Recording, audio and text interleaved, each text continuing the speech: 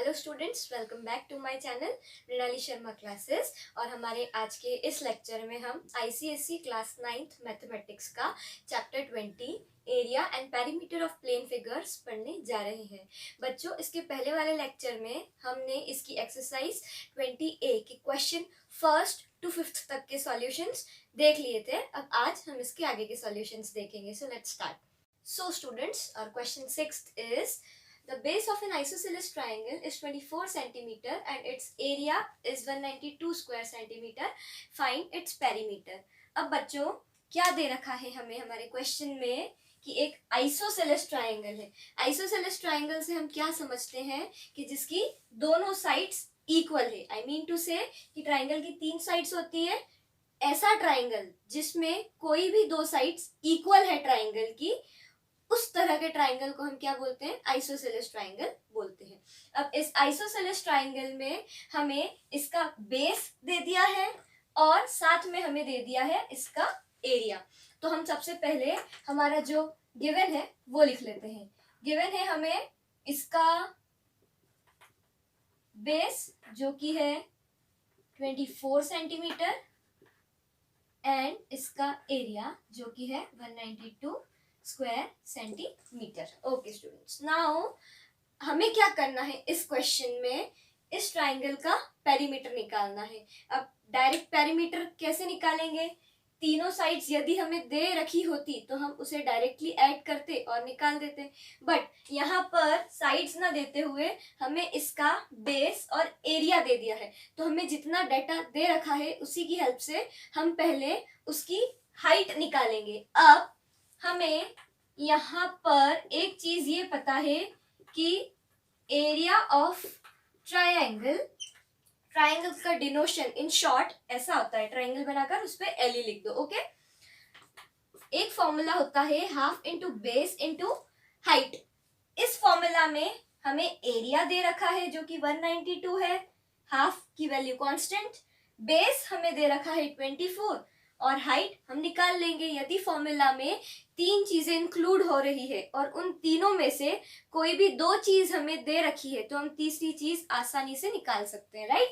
तो एरिया हमें यहाँ पर दे रखा है 192 is equals to half into base हमें दे रखा है 24 इंटू हाइट। अब ये हाइट इधर ही रह जाएगी, ये 2 इसके पास ऊपर मल्टीप्लीकेशन में आ जाएगा, ये 24 इधर नीचे, और ये हाइट इधर हम इक्वल टू लिखे या इधर लिखे एक ही बात है।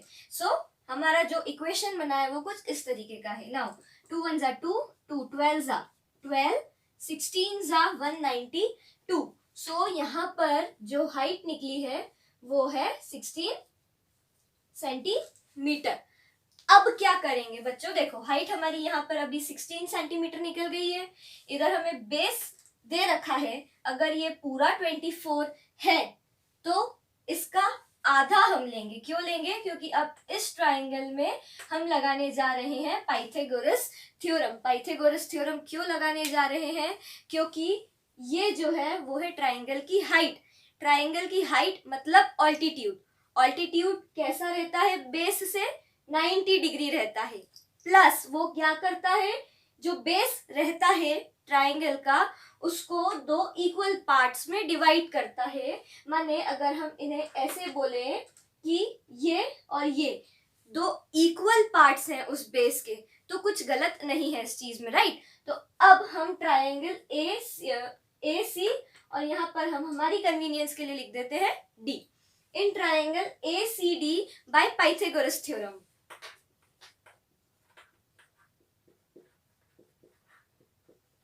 Bye Pythagoras theorem. अब ये पाइथागोरस थ्योरम क्या होती है सबसे पहले हम ये समझ लेते हैं। सबसे पहले तो ये एक 90 डिग्री एंगल यानी राइट एंगल्ड ट्राइंगल में लगती है। दैट मीन्स हमारी पहली कंडीशन है कि वो ट्राइंगल राइट एंगल्ड होना चाहिए, कोई ना कोई एक एंगल उसके अंदर 90 डिग्री होना चाहिए, ठीक है? अब जैसे इस ट्राइंगल में देखें हम, इन ट्राइंगल ए सी डी में जो डी है हमारा, ठीक है, डी वर्टेक्स जो है वो 90 डिग्री है, right? So angle ADC is equals to 90 degree. यहाँ पर क्या हो गया? यहाँ पर अब हमारा जो है राइट एंगल ट्राइंगल हो गया कि ठीक है भैया राइट एंगल ट्राइंगल है। अब इसके अंदर ये जो डीसी होता है वो हो जाएगा बेस, AD हो जाएगा, वो हो जाएगा perpendicular, and AC will be the hypotenuse. Okay, तो जो पाइथागोरस थ्योरम है वो क्या बोलती है, हाइपोटेन्यूज। यहाँ पर हमारा हाइपोटेन्यूज जो है वो AC है। इस वाले क्वेश्चन में हम हाइपोटेन्यूज ही लिखेंगे, that is h square is equals to base का स्क्वायर प्लस परपेंडिकुलर का स्क्वायर। ठीक, ये होती है हमारी पाइथागोरस थ्योरम। अब इसके अंदर हमें हाइपोटेन्यूज निकालना है। हाइपोटेन्यूज निकाला मतलब क्या करा, ये x निकाला, जैसे ही x निकला तीसरी साइड भी हमें मिल जाएगी। अब हमारे पास में तीनों साइड्स है तो हम पेरीमीटर आसानी से निकाल सकते हैं तीनों को सम अप करके, राइट। सो अब हम यहाँ पर क्या करते हैं, हमारा हाइपोटेन्यूज हमको निकालना है, तो हमें h की वैल्यू अभी हमने यहाँ पर x रख रखी है, इसीलिए हम यहाँ पर भी x स्क्वायर लिख देते हैं। इधर बेस हमने 12 लिया है। 12 क्यों लिया है, क्योंकि 24 ये पूरा बेस है, हमें सिर्फ ADC चाहिए, not whole BC। Okay, now perpendicular हमें अभी हाल निकाला है 16, दैट इज 16 का square. x square is equal to 12 का स्क्वायर हो जाता है 144 प्लस 16 का स्क्वायर हो जाता है 256। अब इधर स्क्वायर है तो स्क्वायर को हटाने के लिए हम क्या करेंगे, इसके ऊपर रूट लगा देंगे। ठीक, ये रूट लगाया, इसको ऐड करा तो हमारा आंसर आया 400। इस 400 को क्या हम ऐसे लिख सकते हैं, 20 इंटू 20, यस बिल्कुल लिख सकते हैं। अब जैसे ही रूट के अंदर कोई भी दो नंबर पेयर होते हैं वैसे ही वो रूट के बाहर आ जाता है, तो यहाँ पर जो 20 था वो बाहर आ गया, राइट। नाउ हमारी x की वैल्यू जो है वो आ गई है यहाँ पर 20। अब पेरीमीटर हम आसानी से निकाल सकते हैं। Perimeter is equals to sum of all three sides, जो कि हो जाएगा 20 प्लस 20 प्लस 24, 20 प्लस 20 प्लस 24, ये भी अगर ये 20 है तो ये भी तो 20 होगा, क्योंकि हमें क्वेश्चन में दे रखा है that it is an isosceles triangle. Isosceles triangle में कोई भी दो साइड्स इक्वल होती है, राइट। सो यहाँ पर हमारा जो आंसर है वो आ जाएगा 64 centimetre. Okay students, our question 7th is on the board for you. The given figure shows a right angled triangle ABC and an equilateral triangle BCD. Find the area of the shaded portion. Okay students, अब हमें हमारा जो question है वो क्या बोल रहा है, क्या डेटा दिया है उसमें, the given figure shows a right angled triangle ABC. ये हमारा एक right angled triangle है ABC, right angled at B पे इसका राइट एंगल है, okay. And an equilateral triangle BCD, ये है एक इक्विलेटरल ट्राइंगल। इक्विलेटरल ट्राइंगल से हम क्या समझते हैं, जिसके अंदर तीनों साइड्स इक्वल है, ट्राइंगल की तीनों साइड्स इक्वल है, मतलब BC, CD and DB, all the three sides of this triangle are equal, that's why it is an equilateral triangle. अब हमें नेक्स्ट क्या बोल दिया है, find the area of the shaded portion. हमें इस शेडेड पोर्शन का एरिया निकालना है, मतलब ट्राइंगल ABD का एरिया हमें निकालना है। इसके अंदर दो चीजें और दे रखी है, हमें इस पूरे ट्राइंगल का बेस दे रखा है प्लस हाइपोटेन्यूज दे रखा है, दैट इज 16। अब एक चीज मैं यहीं पर क्लियर कर देती हूँ, अगर ये 8 है, BC is equals to 8, then CD is also equal to 8 and DB is also equal to 8। क्यों? क्योंकि ये इक्विलेटरल ट्राइंगल है, राइट। तो हमारा जो गिवन डाटा है पहले हम वो लिख लेते हैं। Given AC is equals to 16 centimetre, BC is equals to CD is equals to DB is equals to 8 centimetre. ठीक, यहाँ पर हमने ये क्लियर कर दिया है कि ये तीनों साइड्स इक्वल है, ताकि जब हम आगे सॉल्यूशन करेंगे उस वक्त हमें बार बार ये मेंशन करने की जरूरत नहीं पड़ेगी। ठीक, अब आप सोचिए हमारे पास इसका डायरेक्ट कोई फॉर्मूला नहीं है कि हम इसका डायरेक्ट एरिया निकाल सकें, ना ही हमें कुछ दे रखा है कि ये कोई आइसोसेलेस ट्राइंगल है या कोई सा और ट्राइंगल है जिसका फॉर्मूला हमें पता हो। तो हम क्या करेंगे, हमें राइट एंगल्ड ट्राइंगल के एरिया पता है, का एरिया का फॉर्मूला पता है, that is half base into height, ठीक। और हमें इक्विलैटरल ट्राइंगल के एरिया का फॉर्मूला पता है, दैट इज √3/4a², ठीक है। हम क्या करेंगे, इस बड़े वाले ट्राइंगल में से इस छोटे वाले ट्राइंगल का एरिया अगर माइनस कर दे तो क्या हमारे पास जो बचेगा वो रहेगा इस शेडेड पोर्शन का एरिया, बिल्कुल रहेगा, राइट। तो हम सबसे पहले क्या करते हैं, इस बड़े वाले ट्राइंगल का एरिया फाइंड करते हैं, बट इस बड़े वाले ट्राइंगल के एरिया को फाइंड करने के लिए हमें लगेगी इसकी हाइट, जो कि हमें अभी नहीं पता है। हमें पता है इसका बेस और इसका हाइपोटेन्यूज। तो हमने पाइथागोरस थ्योरम पढ़ी है, दैट इज हाइपोटेन्यूज का square is equals to base का स्क्वायर प्लस परपेंडिकुलर का स्क्वायर। फॉर्मूला में 3 में से 2 चीज यदि दे रखी है तो हम तीसरी चीज आसानी से निकाल सकते हैं, राइट। तो सबसे पहले हम निकालेंगे इस बड़े वाले ट्राइंगल का यानी ABC का height, okay. So in triangle ABC by Pythagoras theorem, AC square is equals to AB square plus BC square। AC हमें दे रखा है 16, दैट इज 16 का स्क्वायर। AB हमें निकालना है, इसे हम ऐसा का ऐसा लिख देंगे, प्लस BC हमें दे रखा है 8, दैट इज 8 का स्क्वायर। नाउ 16 का square is equals to 256। AB हमने ऐसा का ऐसा लिख दिया एंड 8 का स्क्वायर इज 64, ठीक। अब ए भी इधर ही रह जाएगा, 64 उठ के इधर आ जाएगा। अब जब हम इक्वल टू के इधर या इधर किसी नंबर को लेकर के जाते हैं उस वक्त उसका साइन चेंज हो जाता है। यदि वो डिवाइड में है तो ऊपर जाके मल्टीप्लिकेशन में हो जाएगा, मल्टीप्लिकेशन में तो नीचे आएगा तो वो डिवाइड में हो जाएगा। प्लस माइनस में भी ऐसा ही है, यदि इक्वल टू के इधर है, इधर गया तो माइनस हो जाएगा, इधर गया तो प्लस हो जाएगा, राइट। तो ए बी स्क्वायर को तो हमने लिख दिया ऐसे, ये 256 और 64 इधर आया था, इसके पास में प्लस का था इसीलिए ये हो गया माइनस का। या आप अगर इसको ऐसे समझें, हमने क्या करा, 256 इधर था, 64 को उठा के इधर लेके आए तो ये हो गया 256 माइनस 64 और ये ए बी स्क्वायर इधर ही रह गया था, मैंने ए बी स्क्वायर की वैल्यू हमारे पास अभी ये आई है 256 माइनस 64। अब हमारे पास में इसकी वैल्यू आई 192। जब हमने इसे माइनस करा 192 आई, हमें इसके ऊपर से ये स्क्वायर हटाना है तो हमें क्या लगाना पड़ेगा इसके ऊपर, रूट। अब यहाँ पर इसका स्क्वायर रूट नहीं है, परफेक्ट स्क्वायर नहीं है 192, दैट्स वाई हम क्या करेंगे, पहले इसको ब्रेक करेंगे। 192 को हम कैसे लिख सकते हैं, 8 into 8 into 3, that is 8 8 is 64 and 64 3 is 192। तो अब यहाँ पर 8 की तो पेयरिंग हो चुकी है, मतलब 8 बाहर आ गया और √3 जो है वो अंदर ही रह गए। तो यहाँ पर जो हाइट थी ए बी की वैल्यू जो आई है वो है 8√3 सेंटीमीटर। अब हम निकाल लेंगे इस बड़े वाले ट्राइंगल का एरिया।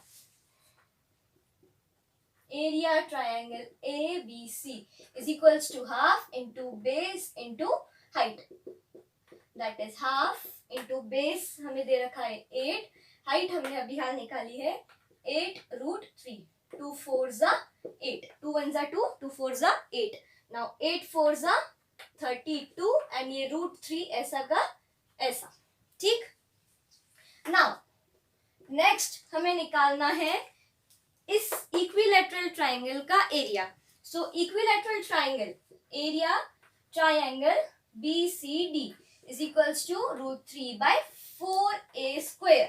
ये सिर्फ इक्विलैटरल ट्राइंगल के लिए ही एप्लीकेबल है, only for equilateral triangle, okay. √3/4a², √3/4 ऐसा का ऐसा, a²। ए हमने क्या लिए, ए होती है यहाँ पर ट्राइंगल की साइड, ट्राइंगल की साइड तीनों है 8, माने 8 की वैल्यू हो गई 8 इंटू 8, 8 का स्क्वायर, राइट, 8 इंटू 8 हमने इसे स्प्लिट करके लिख दिया, 4 1 जा 4, 4 2 जा 8, 8 2 जा 16 and into root 3 that is 16 root 3 centimetre square. क्यों?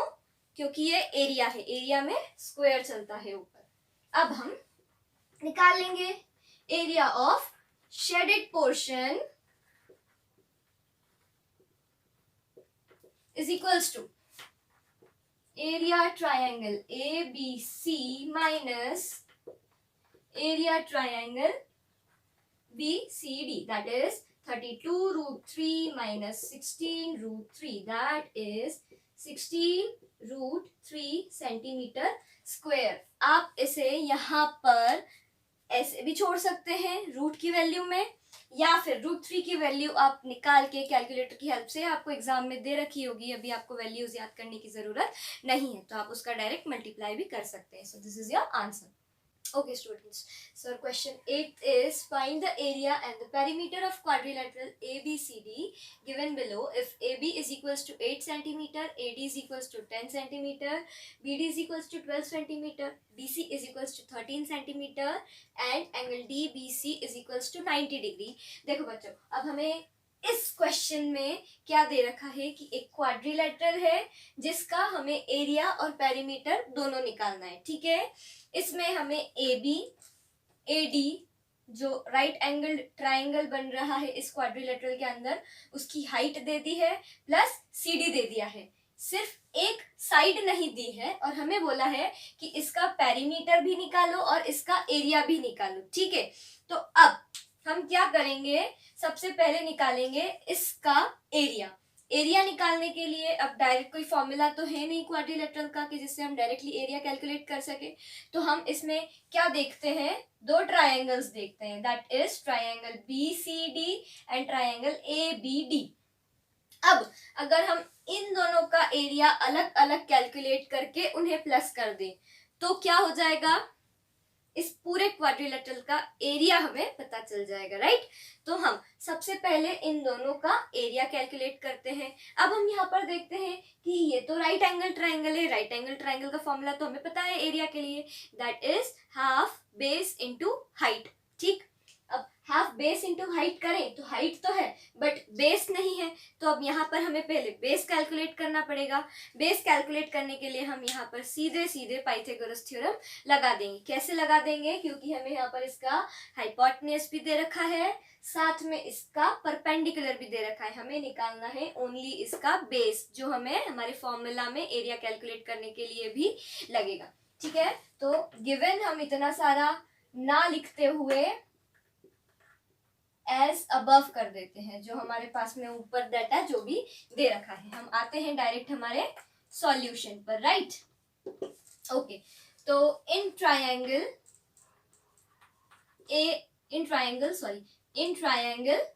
BCD bye Pythagoras theorem.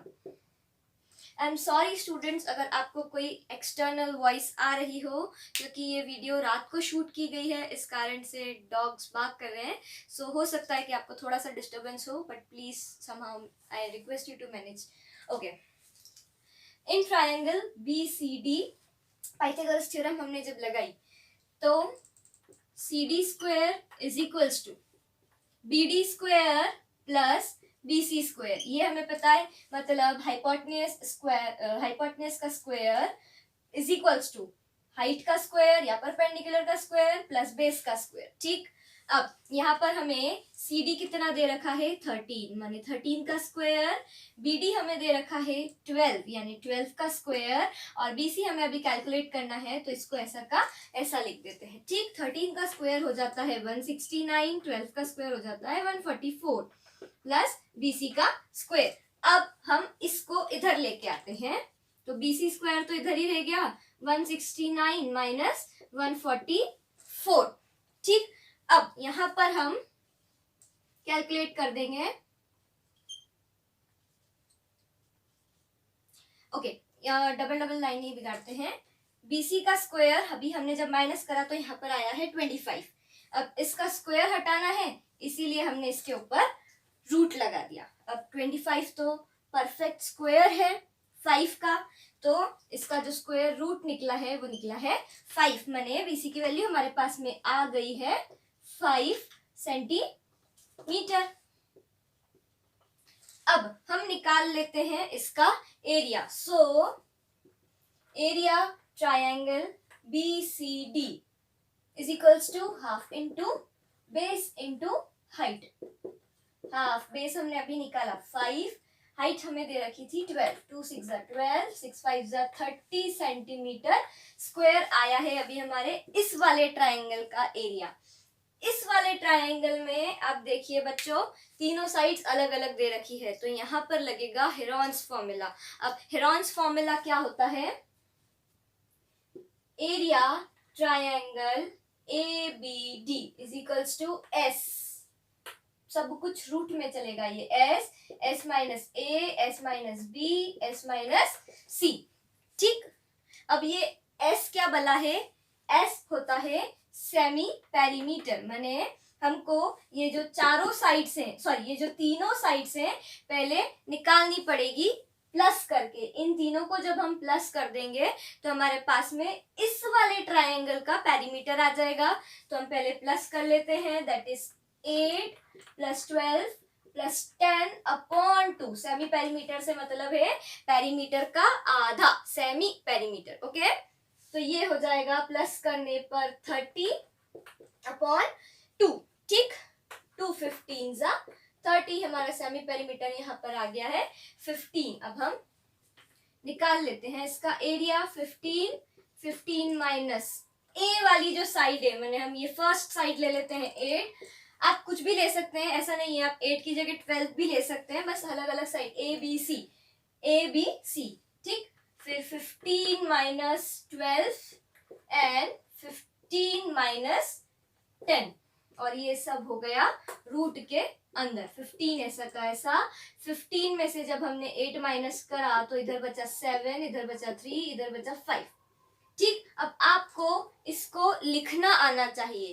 कैसे लिखना है? हम इस 15 को ब्रेक कर देंगे। कैसे ब्रेक करेंगे? 15 को हम 3 इंटू 5 लिख सकते हैं, फिर ये 7 ऐसा का ऐसा, ये 3 ऐसा का ऐसा एंड ये 5 ऐसा का ऐसा। ठीक, अब क्या हो जाएगा? ये 3 दो है तो एक 3 बाहर आ जाएगा, रूट में से बाहर आने के लिए पेयर होना जरूरी है, तो ये हो गया 3, ये 5 बाहर आ जाएगा और ये रूट 7 रह जाएगा। क्यों? क्योंकि इसका कोई जोड़ीदार हमें नहीं मिला, तो यहाँ पर हम रूट 7 लिख देंगे। 3 5 15 रूट 7।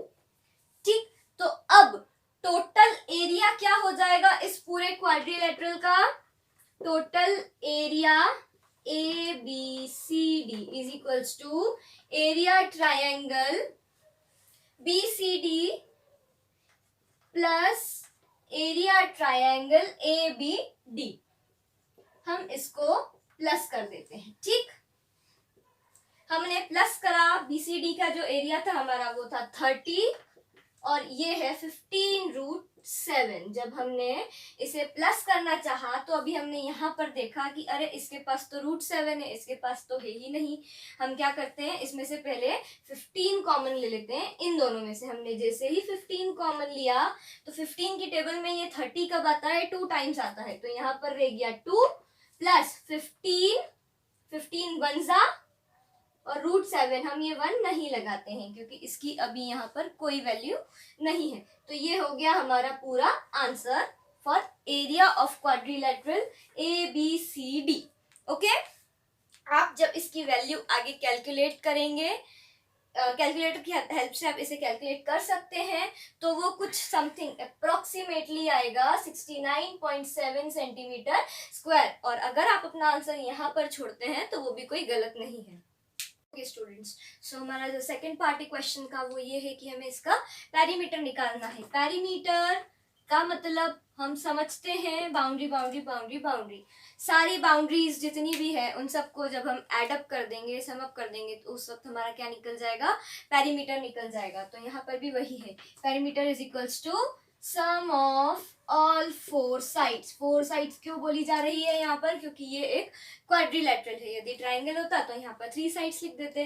ठीक, तो यहाँ पर हम प्लस कर देते हैं 8 + 5 + 13 + 10। तो हमने यहाँ पर इसे प्लस करा तो यह 23, ये हुआ 31 एंड 5 36 सेंटीमीटर। ये हो गया हमारा perimeter for the quadrilateral ABCD। Now question 9th.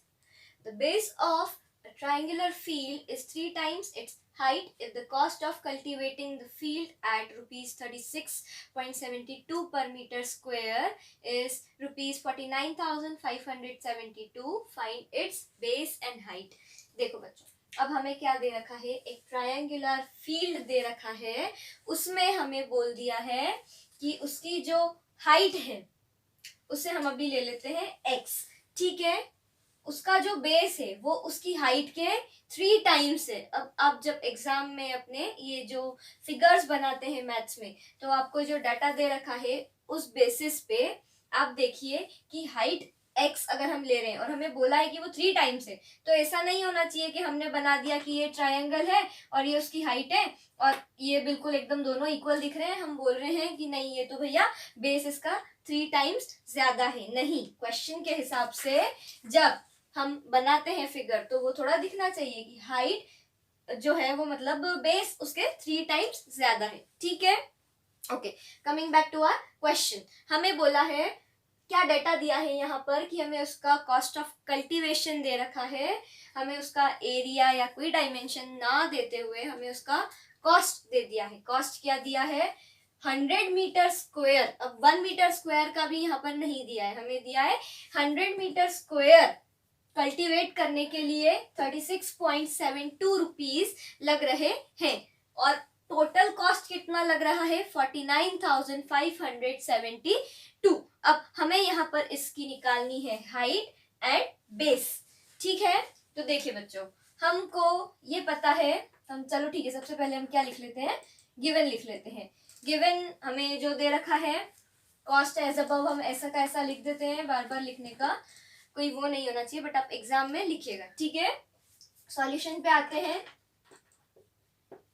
हमें ये पता है कि total cost, since total cost is equals to area into given cost, इसका मतलब क्या है कि जब आपको कॉस्ट दे रखा रहता है 1 मीटर स्क्वायर का कि कुछ 4-5 रुपीज लग रहे हैं फॉर 1 मीटर स्क्वायर, ठीक है, और आपको एरिया कैलकुलेट करने के लिए वो लोग डायमेंशंस दे देते हैं, आपके पास एरिया भी रहता है और 1 मीटर स्क्वायर के हिसाब से कॉस्ट भी दे रखा रहता है। तो आप टोटल कॉस्ट निकालने के लिए क्या करते हैं, एरिया इनटू गिवन कॉस्ट कर देते हैं, ठीक है।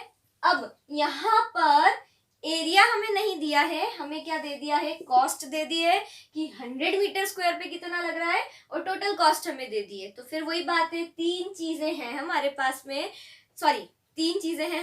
में, फॉर्मूला में 2 चीजें का डेटा हमें दे रखा है, तो तीसरी चीज हम आसानी से निकाल सकते हैं, ठीक है।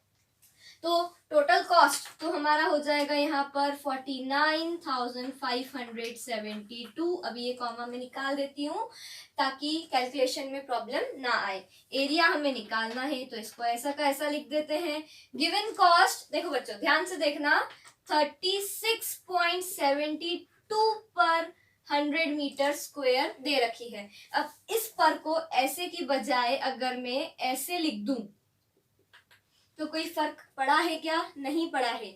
100 मीटर स्क्वायर का 36.72 रुपीज लग रहा है, हमने ऐसे के बजाय ऐसे लिख दिया। अब हमारे पास में तो पूरा डाटा है, हम एरिया आसानी से निकाल सकते हैं। एरिया इधर ही रह जाएगा, इक्वल टू के उधर जा रहा है तो ये इधर अभी डिवाइड में है तो इसके पास जाएगा तो मल्टीप्लीकेशन में हो जाएगा। तो ये हो गया 49,572 इंटू 572 इंटू 100 अपॉन 36.72। अब हम जब डेसिमल्स वगैरह सब निकाल के इसका कैलकुलेशन करेंगे तो हो जाएगा 36.72 1 जा 36.72 एंड 1350 जा 49,572। अब यहाँ पर हमने जब इसका पूरा कैलकुलेशन करा तो हमारे पास में आ जाएगा 1350 और ये 2 0 और माने 135,000 और यहाँ पर ये नहीं आएगा, यहाँ पर हमने एरिया निकाला है इसलिए वो हो जाएगा मीटर स्क्वायर। अब हमारे पास में यहाँ पर इसका एरिया आ गया है, हमें x के टर्म्स में इसकी हाइट और बेस पता है, हम आसानी से इनकी वैल्यू कैलकुलेट कर सकते हैं। वो कैसे कर सकते हैं? Area of triangle is equals to half into base into height, right. Area हमने अभी हाल निकाला है जो कि है 135,000 is equal to 1/2 into base हम ले रहे हैं 3x और ये हाइट है x, ठीक। अब पहले 3x इंटू x है अगर, तो वो हो जाएगा 3x square. So 135,000 is equals to इस तरीके से हाफ इंटू 3x स्क्वायर। अब ये 3x स्क्वायर को इधर रहने दें या x स्क्वायर को इधर रहने दें, तो ये 2 इधर आ गया 135,000 इंटू 2 और ये 3 जो था ये इसके नीचे आ गया और ये x स्क्वायर इधर ही रह गया, तो ये हो जाएगा क्या 45,000 टू सा 90,000, तो x स्क्वायर की वैल्यू क्या आ गई है अभी 90,000।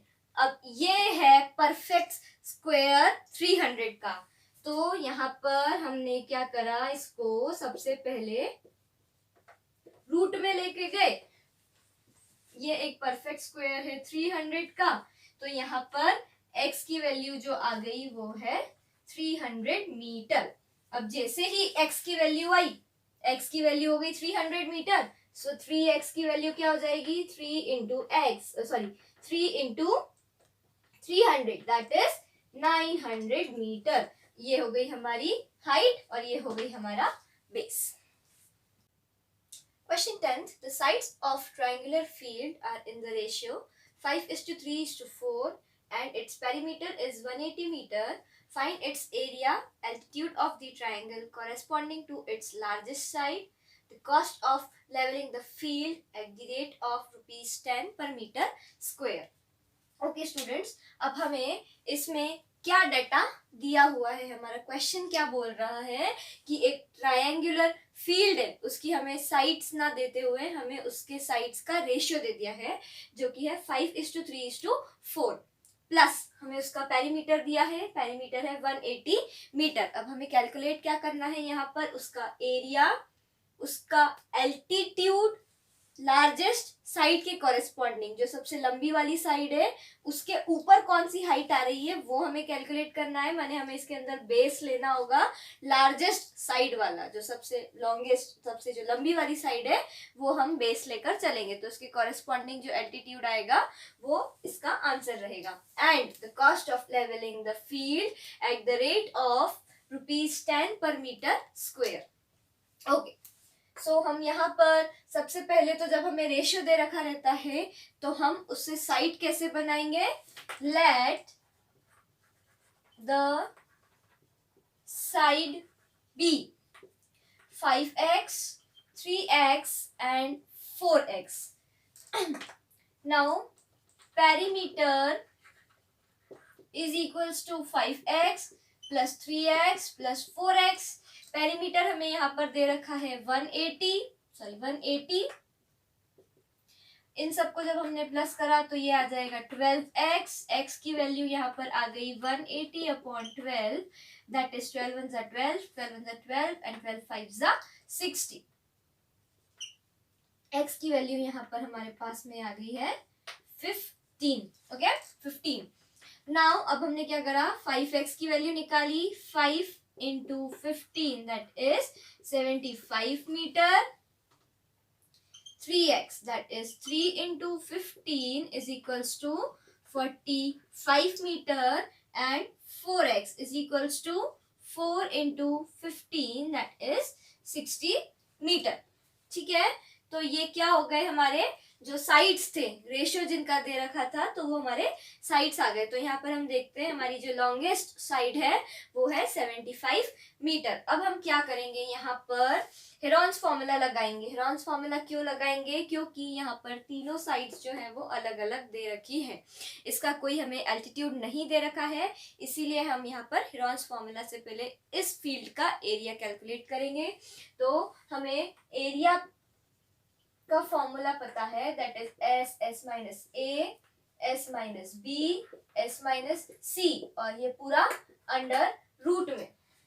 एस हम कैलकुलेट करते हैं सेमी पेरीमीटर, पेरीमीटर हमें दे रखा है, तो पेरीमीटर का आधा हो गया, दैट इज 90। तो हमारा सेमी पेरीमीटर एस जो है वो आया है 90। नाउ पुटिंग द वैल्यूज, हमें मिलता है 90, 90 minus 75, 90 minus 45 and 90 minus 60.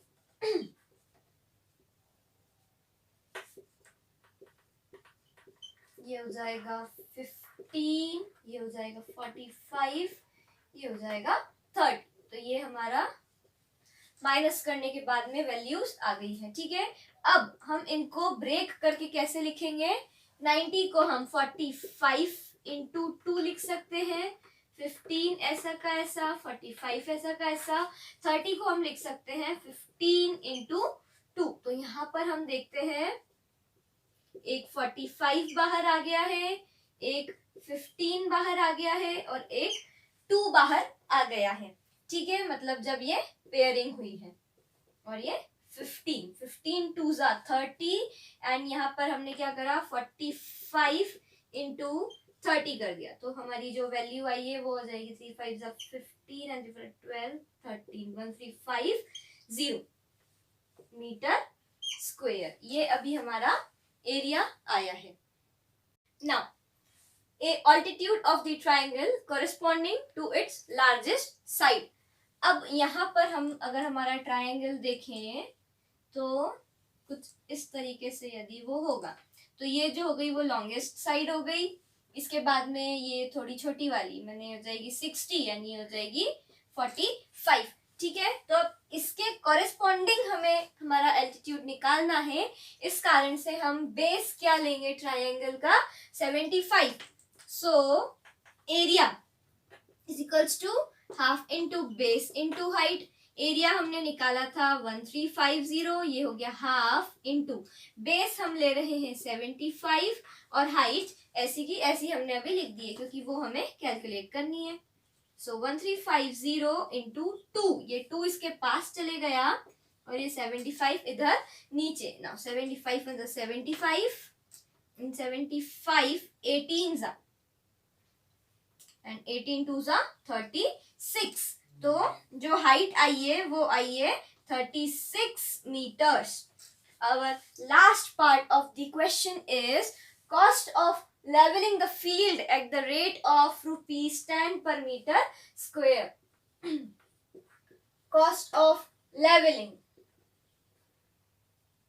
is equals to area into given cost. हमें जो पर मीटर स्क्वायर का कॉस्ट दे रखा है वो इंटू उसका एरिया, फील्ड का एरिया। एरिया है 1350 इंटू 10, तो वो आ जाएगा 13500। So this is our answer. Thank you so much students. अगर आपको मेरी वीडियोस अच्छी लगी हो so please like comment and share. Also please subscribe my channel for more such videos and thank you so much.